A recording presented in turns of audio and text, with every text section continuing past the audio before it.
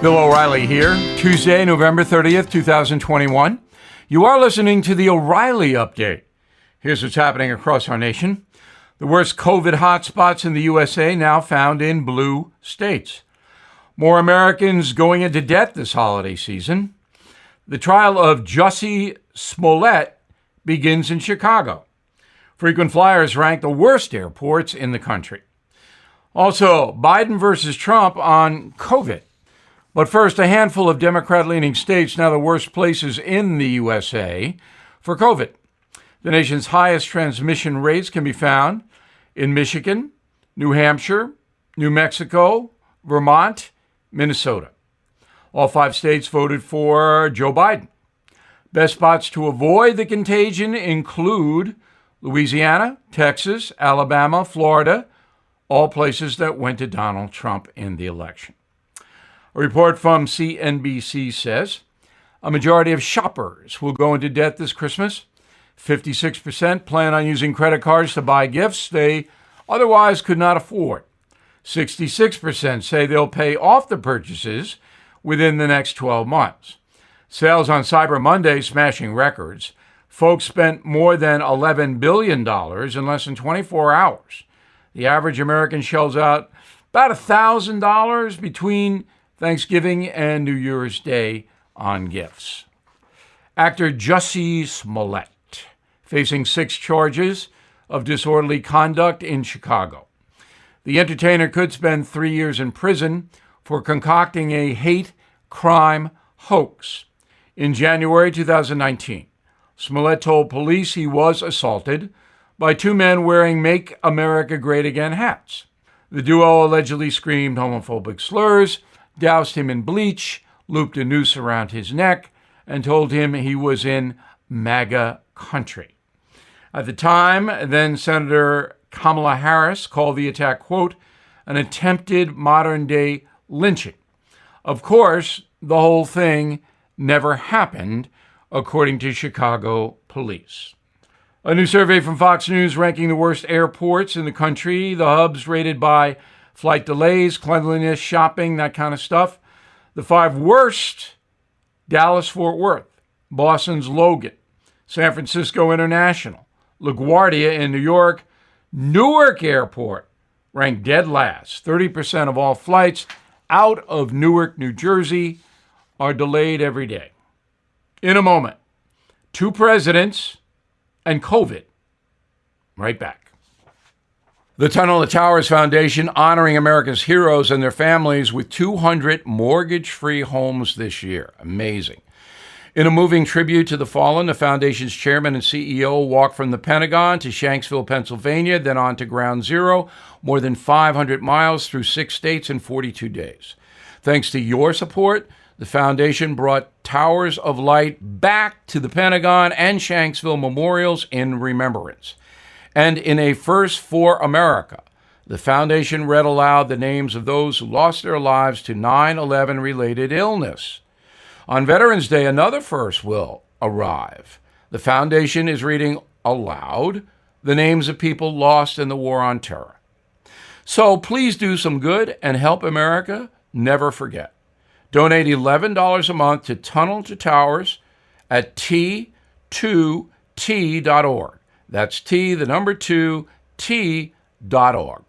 Great cause. Time now for the O'Reilly Update message of the day, politics and COVID. During the 2020 campaign, Joe Biden said, quote, anyone who is responsible for that many deaths should not remain as president of the United States of America, referring, of course, to Donald Trump. Mr. Biden again, quote, if the president had done his job from the beginning, all the people would still be alive, unquote. Well, a funny thing happened on the way to the vaccine place. COVID deaths this year, 2021, have now surpassed the toll for 2020, with 350,000 deaths from COVID since Inauguration Day. So Mr. Biden has done far worse than Mr. Trump in the COVID arena. That is the fact. Did you know that? Did you hear it reported on the national network news? Lester, Nora, David Muir? Chances are you did not hear that. Because of the Trump administration's preparation, the USA led most of the world in vaccinations last spring when Joe Biden was in office. But after that, vaxes slowed, and then the COVID death count rose. Now, COVID should not be a political thing, but it is. The best example is Dr. Anthony Fauci, who is the government spokesman on COVID. Most, perhaps all, conservatives and independents who lean to the right despise Fauci. They hate him. So why is he there? That's about 50% of the country. Generally speaking, the left likes the doctor because the left wants strict rules and mandates about COVID. The right generally supports the vaccine, but otherwise wants to be left alone. So what we have now is just chaos. We've got a spokesperson for the government that half the country rejects. They don't even listen to him. So why can't President Biden find a non-political, non-tainted doctor, an expert in infectious disease, to be the spokesperson for COVID? Why can't that happen? And then President Biden says nothing about the death toll this year being higher than last year. He doesn't address it at all. And of course, the pliant press, the White House press corps, doesn't ask. Why is the death toll up this year? Simple question. Bottom line, President Biden continues to demonstrate he does not know what he's doing. I'm Bill O'Reilly. I approve the message by writing it. For more honest news analysis, please visit BillO'Reilly.com. In a moment, something you might not know. Are you looking for your next investment? Bill O'Reilly here. There are 8 reasons to look at the NRIA Real Estate Development Fund. Stable monthly cash flow payouts with double-digit targeted bonus returns. They strategically develop in lower-risk, high-demand neighborhoods. Prime new construction, short on supply, and high on demand right now. Diversification and safety from stock market risk. They have a short and long-term strategy for returns today and down the road. Specifically designed pandemic-hardened buildings. They are 15-year industry leaders with a proven track record. So, if you have been sitting on the sidelines or want to diversify, start your due diligence at nria.net or call 800-800-1414. That's easy, 800-800-1414.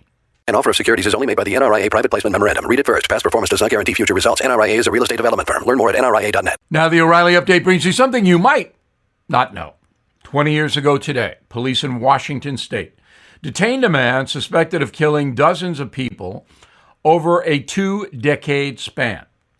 The arrest would stop the worst serial killer in the USA's history.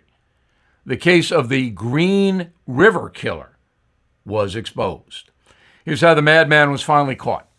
Story begins in 1982, when hikers found the body of missing 23-year-old Deborah Lynn Bonner. Her remains were located in the Green River just outside Seattle. Every few months, more victims would be discovered in that area. Law enforcement originally suspected a local painter named Gary Ridgway of targeting hitchhikers at interstate truck stops. He was taken into custody, but released after passing a lie detector test. The mistake allowed Ridgway to continue killing until 2001. On November 30th, he was working at a local factory when police arrived to arrest him. New DNA and other forensic evidence finally got Ridgway to confess and plead guilty in exchange for a life sentence rather than the death penalty. In total, Ridgway was convicted of 48 murders, but told investigators he killed at least double that amount. His oldest victim, 38. His youngest, 13. Most were in their teens or early 20s. And here's something else you might not know. Police were able to capture Gary Ridgway with the help of another serial killer. Members of the Green River Task Force interviewed Ted Bundy before his execution. Bundy told investigators the killer would likely visit the remains of his victims, usually on the anniversary of the murders. He was correct. Police obtained new DNA evidence after the suspect, Ridgway, dug up a body from the banks of the Green River. Ridgway, now 72, serving life at the Washington State Penitentiary. No possibility, of course, of parole. Back after this. There is a reason you have homeowners insurance, because without it, a fire, flood, or burglary could turn your life upside down. But there's something your policy does not cover that could destroy you financially. It's called home title fraud. And the FBI says it's one of the fastest growing crimes. That's why you need Home Title Lock. Title fraud happens when a criminal forges your signature stating you sold your home. Then he takes out loans against your home, leaving you with the payments. You'll spend a fortune in legal fees alone. Home Title Lock will put a barrier around your home's title. Once they detect anyone trying to forge their way onto your home's title, they help shut it down. So please go to HometitleLock.com and register your address to see if you're already a victim. Enter radio for 30 days of free protection. That's code radio at HometitleLock.com. Thank you for listening to the O'Reilly Update. I am Bill O'Reilly. No spin, just facts, and always looking out for you.